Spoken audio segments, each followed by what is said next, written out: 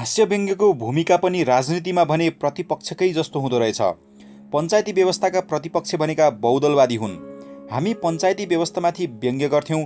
पञ्चायती व्यवस्था र पञ्चहरूलाई व्यङ्ग्य गर्दा गर्दै हामी पनि निर्दल विरोधी अर्थात् बहुदलवादी भयौँ। पञ्चायत इतर हुनासाथै बहुदलवादी नेताहरूसँग नजिक भयौँ। बहुदलवादीहरूका कुनै पनि जमघट समारोहहरूमा हामीलाई पनि आमन्त्रण हुन थाल्यो। गणेशमान सिंह र मङ्गला भाउजूहरू असाध्यै माया गर्थे। गणेशमानको निवास चाक्सीबारीमा हुने कार्यक्रममा जाँदा मङ्गला भाउजू भन्थिन्, तिमीहरू दुईजना आयो कि आएन भनेर बाले यानि कि गणेशमानले सोधिरहनुहुन्छ, सधैँ आउनु है। हुँदा हुँदा हामी गणेशमान जस्तो व्यक्तिको बेडरुमसम्मै पनि जान पाउने भयौँ। मदन दाई र म नयाँ प्रहसन लेख्नुपर्दा नयाँ नयाँ कुराहरू पाइन्छ कि भनेर ठाउँ ठाउँ प्रतिष्ठित मान्छेहरूको घरमा जाने गर्थ्यौँ। एक साँझ हामी सर्वमान्य नेता गणेशमान सिंहको घरमा गयौँ। हामी पुग्दा गणेशमान बेडरुममा गइसकेका रहेछन्। पिएल सिंह हामीलाई सिन्चा दुन्चा भन्थे। नेवारी भाषामा देवी नाचमा सिंह र बाघको मखुन्टो लगाएर नाच्नलाई सिन्चा दुन्चा भनिन्छ। पिएल सिंहले भने, ए सिन्चा दुन्चा, यति बेला पनि आउने हो बालाई भेट्न? पख, म बालाई खबर गर्छु। हामी बैठकमा बसिरह्यौँ। एकछिनपछि, ए सिन्चा दुन्चा, आऊ तिमीहरूलाई बाले बेडरुममा बोलाउनु भएको छ भनेर नेवारी भाषामै भने। हामी गणेशमान सिंहको बेडरुममा पुग्दा गणेशमान सिंह त बियर पिइरहेका रहेछन्। गणेशमान नेवारी भाषामै भन्दै थिए, के गर्ने, किडनीमा स्टोन छ, डाक्टरले बियर पिउन भन्छ, तिमीहरू पनि बियर पिउने? हामीले पनि पिउने भन्यौँ। 2टा ग्लास ल्याएर बियर भरियो। हामीले गणेशमान सिंहलाई चियर्स गरेर बियर पियौँ। टेलिभिजनमा चीनको तियनअनमेन स्क्वायरमा प्रदर्शनकारी सडकमा सुतेका, उनीहरूको शरीरमाथिबाट सेनाको ट्याङ्क हिँडेको तथा प्रदर्शनकारीहरूले ट्रकभरि बसेका सेनाका कलिला कलिला सिपाहीहरूलाई जिउँदै आगो लगाएको दृश्य हेऱ्यौँ। त्यो दृश्यले तितो बियर झन् तितो र खल्लो लाग्यो। गणेशमान सिंह नेपालका एक साहसिक नेता थिए। नेपाली जनतालाई मुक्ति दिलाउन कठोर जहानीय शासनमा उनले गरेको त्याग, योगदान र साहसका कथाहरू हामीले सुनेका थियौँ। त्यस्ता महान व्यक्तिसँग बेडरुममै बसेर बियर पिउनु पाउनु भनेको हाम्रा लागि गौरवको कुरा थियो। गणेशमान हाम्रा क्यासेटहरू सुन्थे। हामी हाम्रा नयाँ क्यासेट निस्क्यो कि उनलाई लगेर टक्राउँथ्यौँ।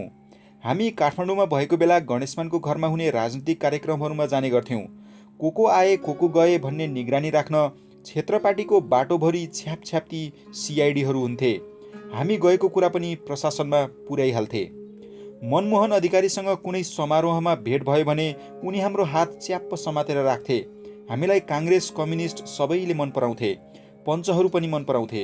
यिनीहरू काङ्ग्रेस कम्युनिस्ट हुन् भन्ने पञ्चहरूको मनमा हुन्थ्यो, तर नराम्रो व्यवहार भने गर्दैनथे। देशमा पञ्चायती व्यवस्थै थियो। 42-45 सालतिर होला, विराटनगर बटम फ्याक्ट्रीका मालिकले नक्कली क्यासेट निकालेछन्। रानीले लेखेको र नारायण गोपालले गाएको गीत डुप्लिकेट निकाल्यो भनेर म्युजिक नेपालले अञ्चलाधीश कहाँ रिपोर्ट हाल्यो। प्रहरीले छापा मार्दा हाम्रा पनि थुप्रै नक्कली क्यासेटहरू भेट्टाएछ। विराटनगरका उच्च घरानाका व्यक्ति कालो व्यापारीका रूपमा पक्राउ परे। उनलाई छुटाउन तत्कालीन प्रतिबन्धित नेपाली काङ्ग्रेसका महामन्त्री गिरिजाप्रसाद कोइरालाले हामीलाई विराटनगरबाटै फोन गरे, उनलाई छुटाउन लगाइदिनुहोस् न। मैले भने, गिरिजाप्रसादजी, तपाईँसँग हामीले धेरै आशा गरेका थियौँ भविष्यको, तर खुट्टामा एउटा चप्पल पनि ऋण काटेर लगाउनु पर्ने नेपालका लोकगायक गायिकाहरूको क्यासेट डुप्लिकेट गरेर बेच्ने कालो बजारीलाई तपाईँ जस्तो व्यक्तिले नै छुटाइदिनुहोस् भनेर फोन गर्नुभयो। मलाई त कस्तो कस्तो नराम्रो लाग्यो। उनले अझ थपे, होइन होइन, गल्ती भनेको जसले पनि गर्न सक्छ, एकपटकलाई सहयोग गरिदिनुहोस्। पद्मरत्न तुलाधरकी छोरीको बिहेमा मदन भण्डारी पनि आएका थिए। उनीसँग व्यक्तिगत चिन्जान चाहिँ थिएन, तर बोल्न मन लागिरहेको थियो। तर हुल धेरै भएकाले उनी समक्ष जान सकेनौँ। त्यसबखत हाम्रो प्रहसनका क्यासेटहरूका साथसाथै मदन भण्डारीले आमसभामा गरेको भाषण, पद्मरत्न तुलाधरले पञ्चायतको सदनमा दिएको भाषणको क्यासेट पनि बिक्री हुन्थ्यो। मदन भण्डारीले हामी पनि त्यहीँ छौँ भन्ने थाहा पाएछन्। उनी हामीसँग भेट्न आएर भने, तपाईँहरू दुवैजनासँग भेटेर खुसी लाग्यो। हामी भूमिगत हुँदा तपाईँहरूका क्यासेट सुन्थ्यौँ। तपाईँहरूका प्रहसनहरू हाम्रा लागि राजनीतिक किताब भएका छन्। धन्यवाद तपाईँहरूलाई। प्रखर वक्ता, जनताको बहुदलीय जनवादका प्रवर्तक मदन भण्डारीको ठुलो उचाइ थियो। धेरै मान्छेले यो मान्छेले देशका लागि केही गर्छ भन्ने आश गरेका थिए। हामीलाई पनि त्यस्तै लाग्थ्यो। त्यस्तो व्यक्तिले तारिफ गरिदिँदा हामी ठिटाहरू निकै फुरुङ्ग पर्यौँ। त्यसको केही समयपछि नै देशले उनलाई गुमायो। उज्यालो नेपाल बनाउने एउटा तारा अस्तायो। हामी पञ्चायती व्यवस्था विरुद्ध व्यङ्ग्य गर्ने मान्छे भएकाले त्यस बखत हामीलाई थुन्नुपर्छ, जेल हाल्नुपर्छ भन्ने ठुलो दबाब आउँथ्यो। सूर्यबहादुर थापा नेपालका प्रधानमन्त्री थिए। हामी उनलाई घुमाउरो पाराले खुब व्यङ्ग्य गर्थ्यौँ। उनका भाइ गीतकार नगेन्द्र थापाले एकपटक भनेका थिए, तपाईहरू दुवैलाई थुन्नुपर्छ भनेर दाइलाई खुब दबाब आउँछ, तर जति दबाब दिए पनि दाइले तपाईहरूलाई थुन्न मान्नु भएन। उनीहरूले व्यङ्ग्य गरेर मेरो इज्जत बढाएछ भन्नुहुन्छ। सूर्यबहादुर थापाको प्रधानमन्त्री कालमा हामीले हास्य व्यङ्ग्यमा ठुलै प्रगति गरेका थियौँ। सूर्यबहादुर थापासँग व्यङ्ग्य पचाउने शक्ति चाहिँ प्रशस्त थियो। मलाई रुबी जोशी दाइले गभर्नर कल्याण विक्रम अधिकारीलाई भनेर नेपाल राष्ट्र ब्याङ्कमा रेडियो नेपालबाट प्रसारण हुने बैंकिक कार्यक्रमको प्रस्तुतामा जागिर लगाइदिए। एकातिर राष्ट्र ब्याङ्कको सरकारी जागिर, अर्कातिर पञ्चायत विरुद्ध हास्य व्यङ्ग्य प्रदर्शन गर्ने। त्यस बखत सरकारी जागिर खाने मान्छेले व्यवस्था विरुद्ध कुनै काम गर्न पाइँदैन थियो। तर मलाई राष्ट्र ब्याङ्कले धेरै छुट्टी दिएको थियो। दिनभरि टेबलमा बसेर काम गर्ने मेरो धैर्यता थिएन, काम पनि थिएन। रेडियो कार्यक्रमका लागि सामग्री लेख्नु पर्थ्यो। म 1-2 घण्टामै सबै काम सक्थेँ। मेरा हाकिम प्रमोद अर्याल निकै अनुशासित थिए। म चाहिँ कसरी अफिसबाट भागौँ भनेर दाउ हेर्थेँ। एक दिन प्रमोद सरले मलाई सोधे, तपाईँ आज के भनेर भाग्नुहुन्छ त? मैले तुरुन्तै भने, सर मेरो ड्राइभिङ लाइसेन्स रिन्यू गर्नु छ, एकपटक गएर आउँछु। प्रमोद सरले आफ्नो लाइसेन्स पनि दिँदै भने, ल मेरो पनि गरेर ल्याइदिनुहोस्। बस मैले काम पाइहालेँ। डिएसपी कार्यालय हनुमान ढोका गएर एकैछिनमा लाइसेन्स नवीकरण गरिहालेँ।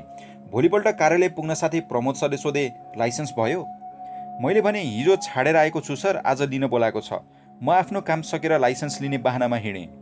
पर्सिपल्ट प्रमोद सरले सोधे, लाइसेन्स भयो? कहाँ सर, हिजो दिनभरि कुरेर बसेँ, इन्सपेक्टर अशोक केसी आउँदै आउनु भएन, फेरि आज जानु छ। मैले पनि दिक्क मान्दै भने। प्रमोद सरले पनि मेरो अनुहार हेरेर दिक्क माने। त्यसको भोलिपल्ट लगेर लाइसेन्स दिएँ। रङ्गमञ्चमा पनि धेरै व्यस्त भएकाले अफिसबाट एउटा न एउटा बहाना बनाएर भाग्नै पर्थ्यो। कहिले के भनेर भाग्थेँ, कहिले के भनेर। एकपटक भने, सर आज बाको श्राद्ध छ, जाउँ है? हाकिमले झोकिएर भने, तपाईँका कतिवटा बाउ छन् ह? 3-4 महिना अघि पनि बाको श्राद्ध छ भनेर जानुभएको थियो। भनिदिने त हो नि भनेर भनिदिएँ, सर आज चाहिँ ठुलो बाको श्राद्ध। ठुलो बाको पनि श्राद्ध गर्ने गरेको छु मैले। वास्तवमा मेरो ठुलो बा सानो बा कोही पनि थिएनन्। रङ्गमञ्चमा हामीले पिस्कर हत्याकाण्डबारे बनाइएको होस्ते हैसिए नामक कार्यक्रम देखायौँ। केही समय पहिले सिन्धुपाल्चोकको पिस्कर भन्ने ठाउँमा वामपन्थीहरूको मिटिङमा पञ्चायती प्रशासनले गोली चलाउँदा निकै मान्छे मारिएका थिए। त्यो प्रहसन हामीले नेभी सङ्घको आयोजनामा प्रदर्शन गरेका थियौँ। रातको 11 बजेको हुँदो हो, घरमा पुलिस आएर ढोका ढकढक्याए। ठुलो छोरो त्रिलोक भर्खर 6-7 महिनाको थियो। प्रहरीले राति लिन आएपछि मेरी श्रीमती मीरा अलि आत्तिएकी थिइन्। प्रहरीले भने, तपाईँलाई महेन्द्र पुलिस क्लबमा बोलाएको छ। मैले सहज तरिकाले भने, यति राति किन जाने, बरु भोलि बिहानै जाउँला नि। प्रहरीले भने, मदन कृष्णजी आइसक्नु भएको छ।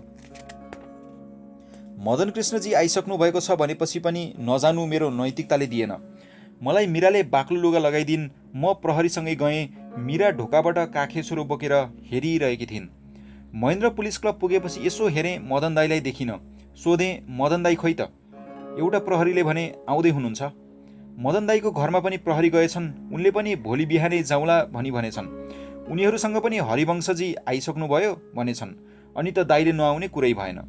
हामीलाई त्यहाँबाट हनुमान ढोका लगियो। सानो कोठा सुकुल ओछ्याएको थियो। हामीलाई खोरमा राखियो, तर प्रहरीले कुनै दुर्व्यवहार गरेनन्। उल्टै आदरपूर्वक सोधे, केही खानुहुन्छ, केही किनेर ल्याइदिउँ? खोरमा थुनिएका अरू थुप्रै कैदीहरूले हाम्रो नाम लिँदै ताली पिटेर स्वागत गरे। हामी कोठाबाट सुन्दै थियौँ, ए मदन कृष्ण हरिवंशलाई पनि ल्याएछ। कैदीहरूमा एक किसिमको खुसी छाएको थियो। हामीलाई थुनेको कोठामा बल्ल बल्ल 2 जना अट्थ्यौँ। दिसा पिसाब लाग्यो भने खोरको ताल्चा खोलेर प्रहरीले 3 तला मुनिको चर्पीमा लैजान्थ्यो र ल्याएर फेरि उही खोरमा ताल्चा मार्थ्यो। त्यहाँको चर्पी ज्यादै फोहोर थियो, पिसाब जमेर तलाउ भएको। खुट्टा टेक्न बिछ्याइको इँटमा टेक्दै जानु पर्थ्यो। खुट्टा यसो चिप्लियो भने पिसाबको तलाउमा डुबिहाल्थ्यो। त्यहाँ एउटी विदेशी महिला पनि थुनिएकी रहेछन्। चर्पी हेर्दै how can I sit here भनेर रोइरहेकी थिइन्। मलाई अलि छिटो छिटो पिसाब फेर्नुपर्ने, डाक्टरले मेरो पिसाब थैली सानो छ भनेका छन्। राति अरू कैदीहरूले दिसा पिसाब लाग्यो भन्दा प्रहरीले तथानाम गाली गरेको सुनेको थिएँ। त्यसैले मैले त गाली खानुभन्दा मध्यराततिर हातमा पिसाब फेर्दै सास फेर्न राखिएको सानो भेन्टिलेसनको झ्यालबाट फ्याँकिदिएँ। नेभी सङ्घले आयोजना गरेको कार्यक्रममा हामीले आफ्नो प्रस्तुति राखेकैले हामीलाई थुनिएको थियो। त्यसैले सरकारको यो कडा कदम विरुद्ध विद्यार्थी उत्रिएकाले अब कलेजमा हडताल हुन थाल्यो। विद्यार्थीहरू सडकमा उत्रिए अनि हामीलाई यसपटक गल्ती भयो, आइन्दा यस्तो गर्दैनौँ भनी कागज गराइयो। मैले कागजमा त्यसबेलाका प्रधानमन्त्री लोकेन्द्र बहादुर चन्द भनेर हस्ताक्षर गरिदिएँ। प्रहरीले थाहै पाएनन्। हामी खोरबाट छुटेर आयौँ। कमलादी गणेश स्थानतिर हास्य व्यङ्ग्यकार लक्ष्मण लोहनीले हामीलाई गाली गर्दै भने, तिमीहरू भनेको कमिला हौ, व्यवस्था भनेको हात्ती हो, कमिला भएर हात्तीसँग लड्न खोज्ने? अहिले त छुट्यौ, पछि थाहा पाउँछौ। भोलिपल्ट राष्ट्र ब्याङ्कमा पुग्दा हाजिर गर्न दिइएन। तपाईँलाई आजदेखि राष्ट्र ब्याङ्कको सेवाबाट हटाइएको छ भन्ने पत्र पाएँ। रुबी दाईले भने, गृहमन्त्रीले गभर्नर साहबलाई फोन गरेर त्यो व्यवस्था विरोधीलाई जागिरबाट हटाउनु भनेका रहेछन्।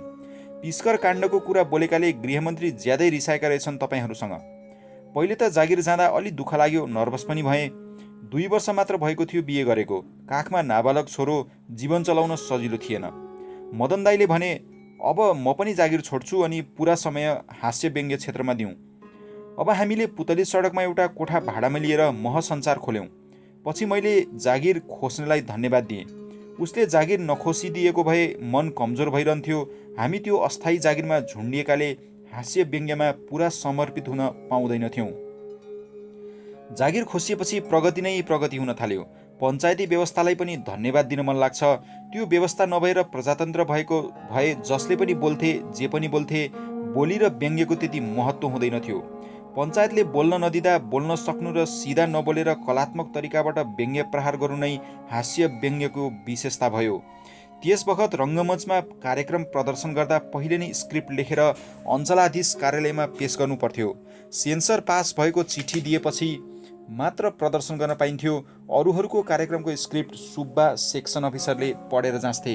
हाम्रो स्क्रिप्ट चाहिँ अञ्चलाधीश आफैले पढेर सेन्सर पास गर्थे।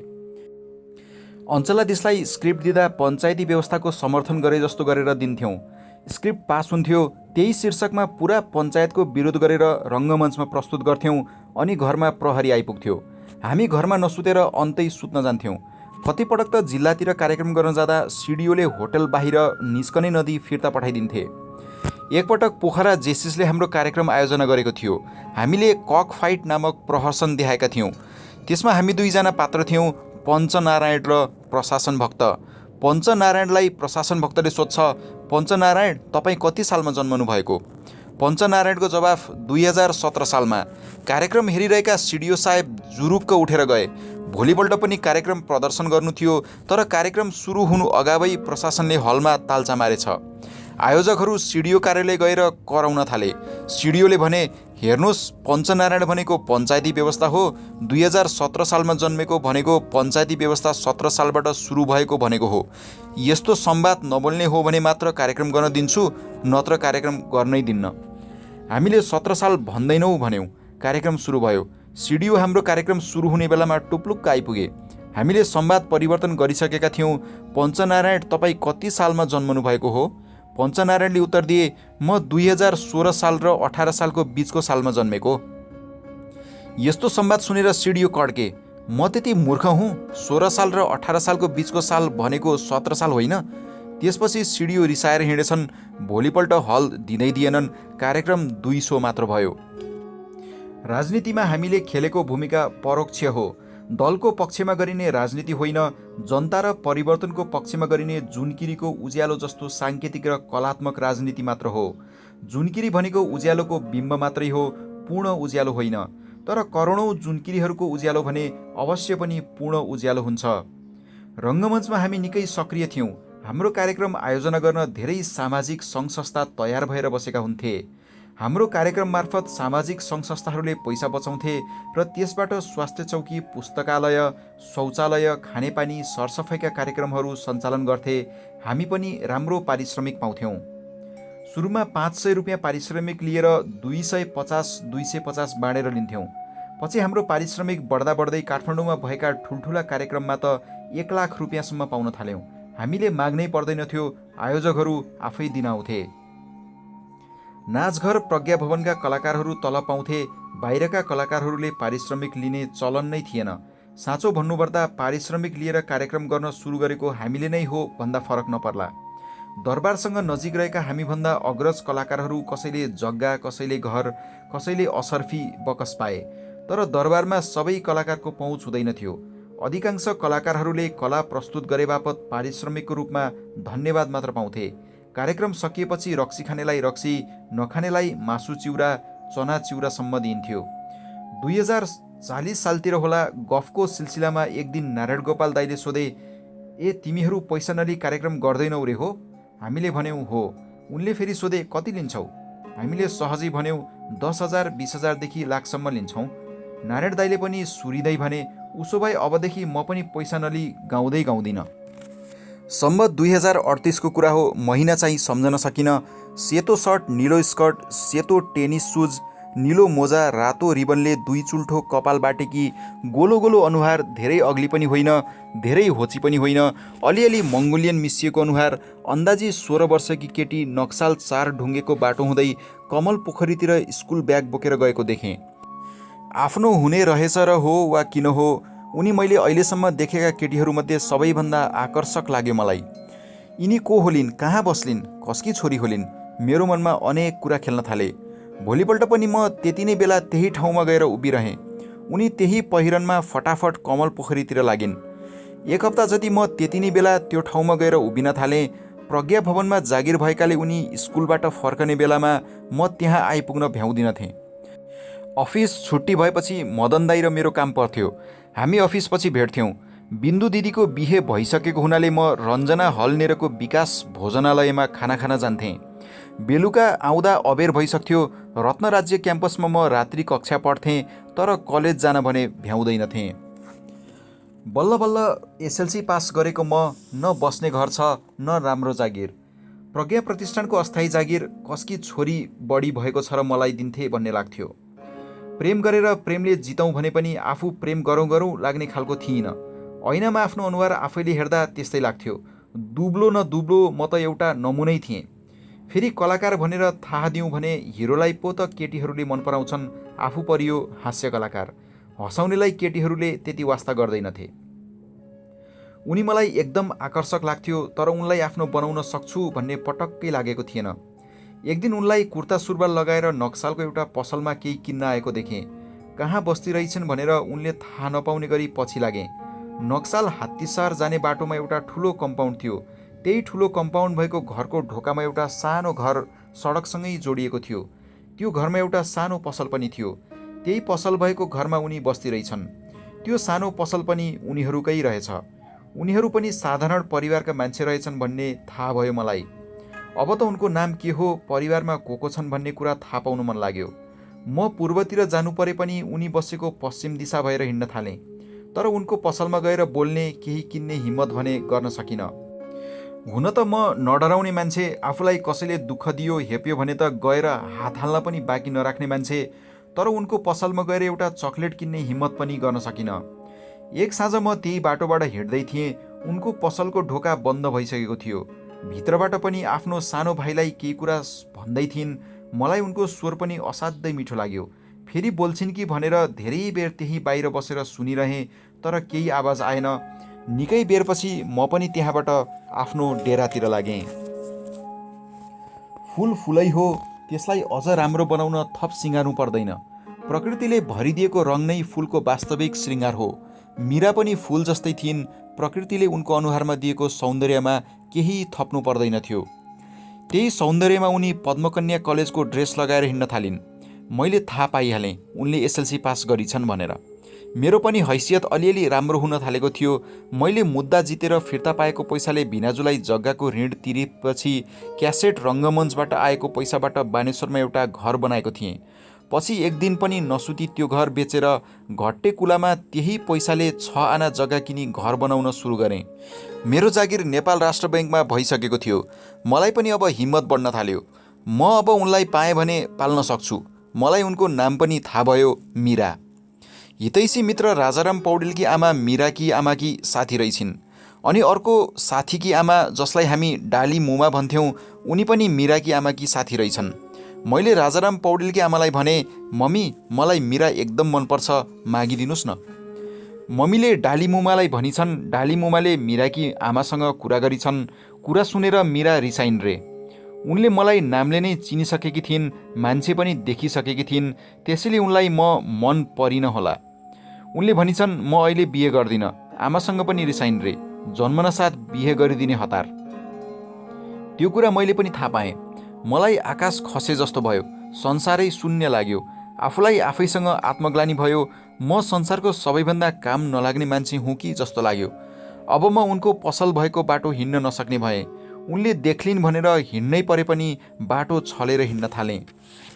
मलाई बिहे गर्न जरुरी भइसकेको थियो।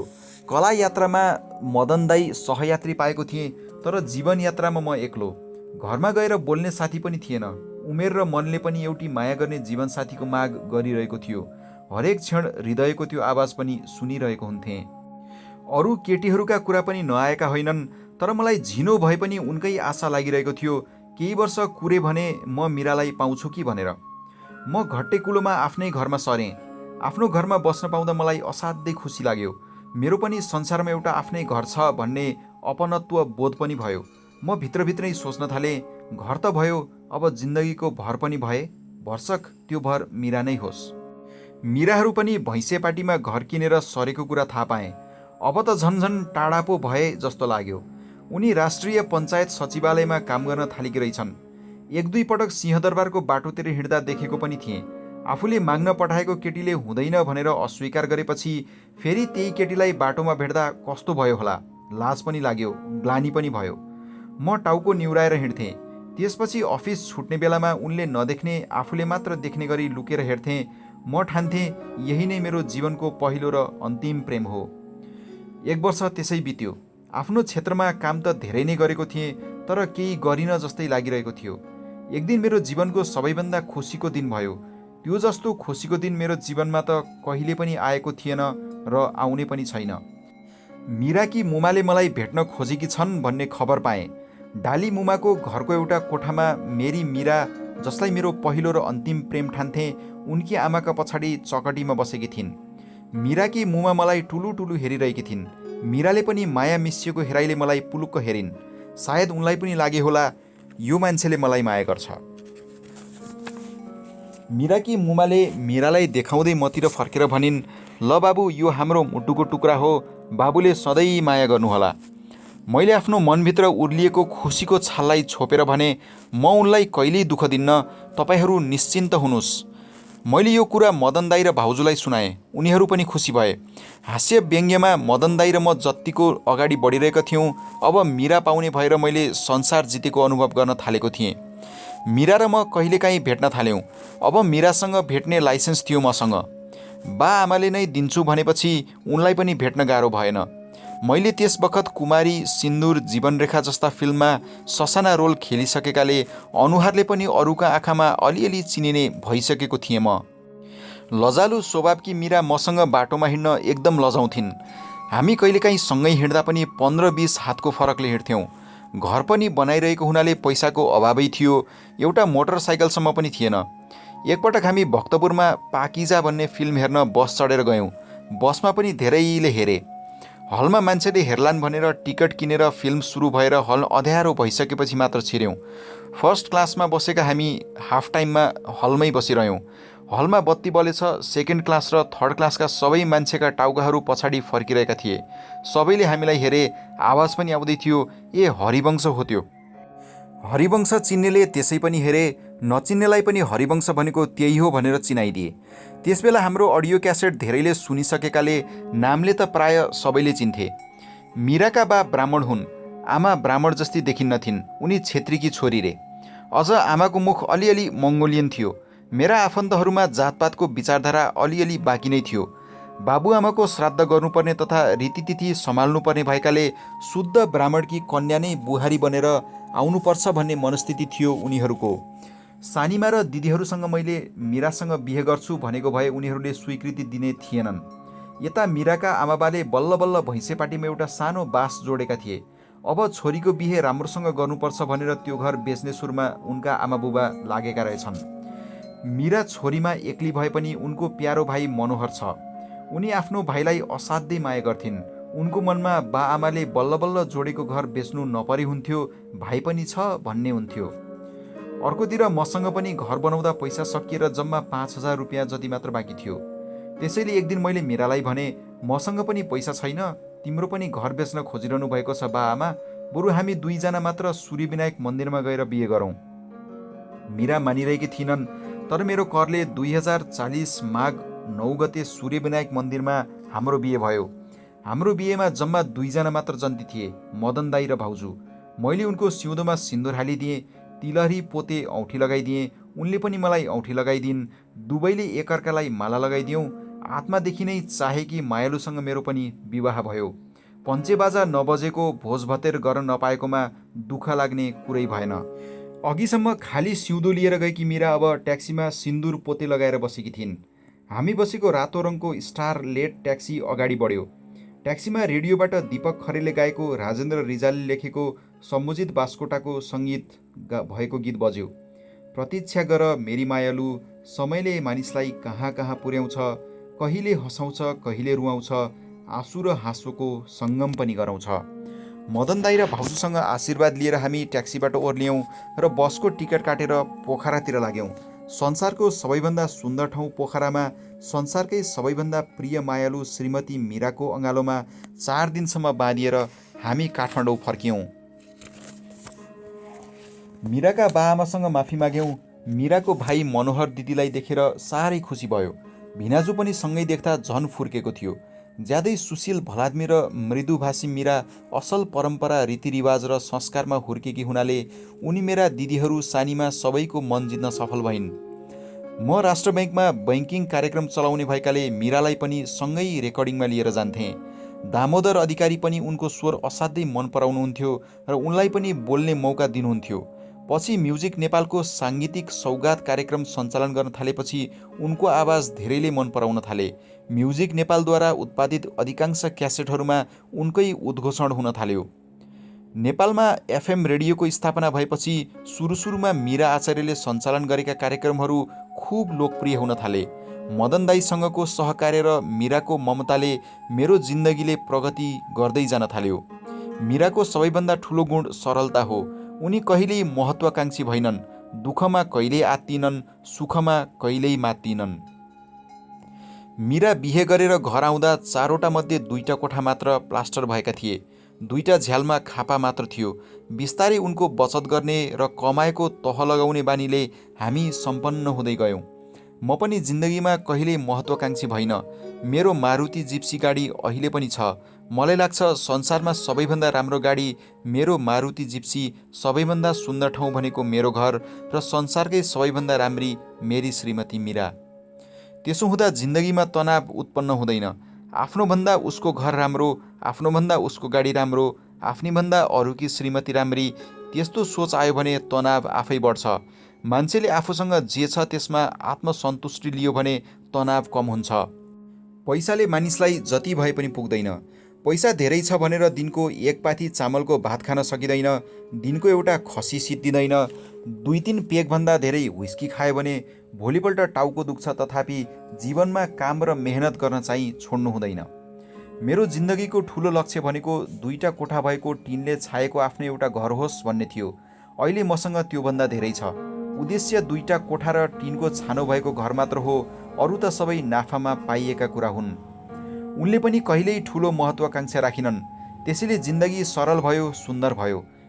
बिहे गरेको 1.5 वर्षपछि मीरा गर्भवती भइन्। गर्भवती भएपछि उनलाई असाध्यै लाज लाग्यो। मान्छेले पेट देख्छन् भनेर उनी घरबाट बाहिरै निस्कन मन नगर्ने। बेला बेला डाक्टर कहाँ जचाउन जान बाहेक घर बाहिर खासै निस्किनन् पनि। अझ घरको कम्पाउन्डमा समेत निस्कन लाज मान्थिन्। म भन्थेँ, तिमी मात्र गर्भवती भएकी छेउ त? संसारका सबै आमा गर्भवती भएकै हुन्छन्, लोग्ने मान्छे मात्रै गर्भवती हुँदैनन्। उनी भन्थिन्, हजुर पनि गर्भवती हुनुभएको छ नि, भुँडी त्यत्रो भइसक्यो, पहिले त कस्तो दुब्लो हुनुहुन्थ्यो। मैले भनेको थिएँ, बिहे गर्नुभन्दा अगाडि मेरो पेटै थिएन, तिमी आएपछि तिमीले धेरै मिठो मिठो खुवाएर त हो नि मेरो पेट ठुलो भएको। त्यसैले यो मेरो पेटको बाउ पनि तिमी नै हौ, तिमी मेरो लोग्ने पनि हौ। केही जवाफ दिन नसकी लाजले भित्तातिर मुख फर्काउँथिन्। 2042 सालमा जेठो छोरो त्रिलोक जन्मियो। त्यसपछि हाम्रो घर पनि पूर्ण भयो। उखानै छ, स्वास्नी अरूका राम्रा, छोराछोरी आफ्ना राम्रा। तर मलाई त स्वास्नी पनि आफ्नै राम्री, बच्चा त झन् राम्रो नलाग्ने कुरै भएन। त्रिलोक हेर्दै तेजिलो ज्ञानी विवेकी जस्तो थियो। साँच्चीकै अहिले पनि ऊ त्यस्तै छ। बिस्तारै हामी कार्यक्रममा ज्यादै व्यस्त हुन थाल्यौँ। काठमाडौँमा नयाँ कार्यक्रम प्रदर्शन हुनासाथ देशैभरि बोलाउँथे। देशका ठुल्ठुला सहरमा कार्यक्रम देखाउन जान्थ्यौँ। सम्भव भएका ठाउँहरूमा मीरा र छोरो पनि मसँगै जान्थे। उनी मलाई सकेसम्म छाड्न चाहन्नथिन्। म पनि उनलाई एकछिन छाड्न चाहन्नथेँ, चाहे देशमा कार्यक्रम गर्दा होस् वा चाहे विदेशमा। छोरो जति हुर्कँदै थियो उति हिस्सी पर्दै गएको थियो। उसको तोते बोली तथा चकचकेले घर झिलिमिली भएको थियो। कहिलेकाहीँ सामान्य बिरामी भयो भने मीरा रातभरि सुत्न पाउँदैनथिन्। जुन दिन मैले मीरालाई माग्न पठाउँदा नाइ भन्ने जवाफ पाएको थिएँ, त्यसपछि मैले भोगेको छटपटी र उनलाई नपाउने भएँ भनेर खेपेको पीडा सम्झन्थेँ। उनले मलाई छोइरहेको अनुभव गरिरहँदा पनि आफूलाई साह्रै भाग्यमानी र संसारमा सबैभन्दा सुखी मान्छे लाग्थ्यो। बिहान र बेलुकी लेखन कार्यालयमा बस्थ्यौँ। दिउँसो महसञ्चार खोल्यो कि त मान्छेहरू भेट्न गफ गर्न आइहाल्थे। लेखनमा डिस्टर्ब हुने भएकाले ढोकामा एउटा बोर्ड झुन्डाइएको थियो। बोर्डमा लेखिएको थियो, हामी काम गर्दैछौँ, कुरा गर्ने फुर्सद छैन, कृपया पछि भेट्न आउनुहोला। तर भेट्न कुरा गर्न आउनेहरू त्यो बोर्डमा लेखेको कुरामा कुनै मतलब राख्दैनथे। आएर गफ गरिरहन खोज्थे अनि मुखै फोरेर बोर्ड देखाउँदै भन्नुपर्थ्यो, हामी काम गर्दैछौँ, कृपया तपाईँहरू गइदिनुहोस्। कोही रिसाए जस्तो गरी जान्थे, कोही कुरा बुझेर जान्थे। मान्छे आएपछि लेख्दा लेख्दैको कुरा पनि हराउँथ्यो। दिमाग घुम्न नसकेपछि कहिलेकाहीँ त चिसो बियर पियो भने कुरा आउँछ कि भन्ने विचार पनि आउँथ्यो। घरपतिका छोरा तर हाम्रा एकदम नजिकका साथी पारस पराजुलीसँग एक बोतल बियर पुरै अटाउने जर्मन गिलास थियो। हामीले बियर खाने इच्छा राख्न साथ ती 3वटा जर्मन ग्लास लिएर तल ओर्लिहाल्थे। पारस रमाइला र मिलनसार अनि गफ गर्न पनि जान्ने भएकाले उनलाई हामीले लेखेको कुरा सुनाउँथ्यौँ।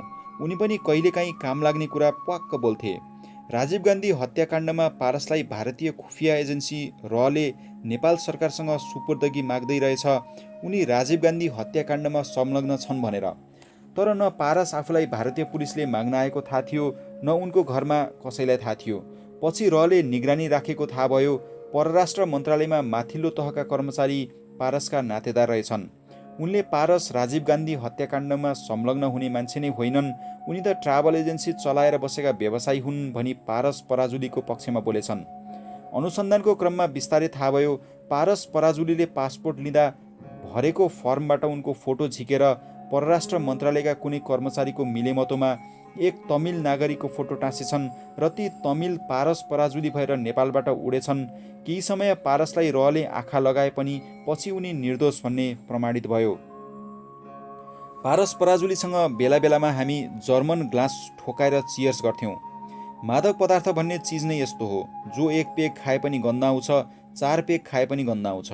प्राय सधैँ घर आउँदा मुखबाट बियरको गन्ध आउने भएकाले मीरा चिन्तित हुन थालिन्। मैले मीरासँग वचन दिएँ, अब कहिले पनि मेरो मुखबाट गन्ध आउँदैन। भोलिपल्ट साँझ पारस फेरि 3वटा जर्मन ग्लास लिएर तल आए। मैले भने, आज त म पिउँदिनँ, मीरासँग नखाइकन घर आउने कसम खाएको छु। पारसले पिउ नगनाउने तरिका मसँग छ, मेरो जिम्मा भयो भनेर कर गरे। फेरि जर्मन ग्लास ठोकाइयो। घर जाने बेलामा पारसले चियापत्तीको धुलो ल्याएर दिँदै भने, ल यो अलिकति चपाएर निलौँ, पटक्कै गन्ध आउँदैन। चियाको रस त सधैँ खाइन्थ्यो, तर धुलो पनि कहिल्यै खाइएको थिएन। मैले मन नलागी चपाएर निलेँ। जुस खाने साथीहरू पनि थिए, उनीहरूलाई मुख सुँगाइयो, हा गरेर गन्ध आएन भने। घर गएर मीरासँग नजिकै भएँ, अँगालो मारेर चुम्बन गरेँ। उनले गन्ध आएको चाल पाइनन्। बियर नखाएर वचन पुरा गरेको ठानेर उनी मसँग खुसी भइन्। एकछिनपछि टोयलेट गएँ, पिसाब फेरेँ। मुख नगनाए पनि पिसाब गनाउँदो रहेछ। मीरा टोयलेट जाँदा बियरको गन्ध थाहा पाइहालिन्। त्यसपछि उनी त रुन पो थालिन्। फेरि कसम खाएँ, अबदेखि कहिल्यै खान्न। भोलिपल्ट पारसलाई ती सबै कुरा सुनाएँ। खुब हाँसे पारस र भने, अबदेखि कमरमा पनि चियापत्ती चपाएर हाल्ने गर्नु पर्यो गन्ध मेटाउन। हाम्रो घरको बीचको तलामा बहालमा बस्ने एउटा परिवार थियो, नाम चाहिँ बिर्सेँ। बहालमा बस्ने बहिनीले एक दिन मीरालाई सोधिछन्, दिजु दाई ड्रिङ्क्स गर्नुहुन्छ? मीराले कहिलेकाहीँ पिउनुहुन्छ भनिन् रे। उनले सिकाइछन्, मेरा श्रीमान पनि पिएर आउनुहुन्थ्यो, मैले त म बाहिर पिएर आए धुनदान गर्छु अनि नखाई घरमा आउन साथ 2 पेग आफै दिन्छु। त्यसपछि त खान पाइन्छ भनेर साँझ पर्नसाथ घर आइसिन्छ। हजुर पनि त्यसै गरिसियोस् न। तर मीराले त्यसो गरिनन्, गर्नु पनि परेन। कामबाट थाकेर आउँथेँ, पलङमा उत्तानो परेर सुतेको बेला छोरो त्रिलोक मेरो जिउमा चढेर छातीमा निदाउँदा यो छोरो सधैँ यस्तै सानो भइदिए पनि हुन्थ्यो नि जस्तो लाग्थ्यो।